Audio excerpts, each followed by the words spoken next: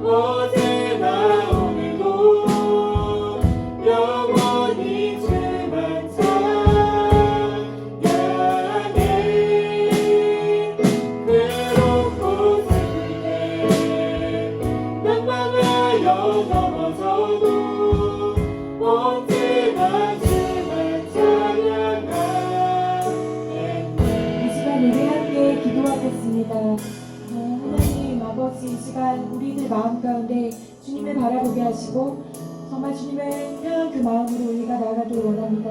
우리 안에 강건함을 주님 회복하여 주시고 주님의 그 말씀으로 우리의 생명이 새롭게 되어지는 귀한 은혜를 맛보기 원합니다. 이 시간 주님 동행하여 주시옵소서. 함께 하실 주님께 기도드리며 예수 그리스도의 이름으로 기도드립니다. 아멘. 3월 23일 월요일입니다. 오늘 말씀은 사무엘 하 15장 5절 6절 백성의 마음을 훔친 압살롬입니다. 다윗의 범죄로 인해서 다윗 집에 칼이 떠나지 않을 것이라는 하나님의 징계가 성취됩니다. 다윗의 아들 암논이 이복 누이 다말을 사랑하여 억지로 동침합니다. 사랑한다고 생각했지만 실제로 사랑이 아니고 정욕일 뿐입니다. 강제로 범한 후에 다말을 미워하여 내쫓습니다. 이 사실을 알게 된 다말의 오빠 압살롬이 2년 동안 준비해서 암논을 죽여 복수합니다. 그리고 구술 땅으로 도망가서 3년을 살다가 예루살렘으로 돌아옵니다. 하지만 아버지 다윗이 압살롬을 보려고 하지 않습니다.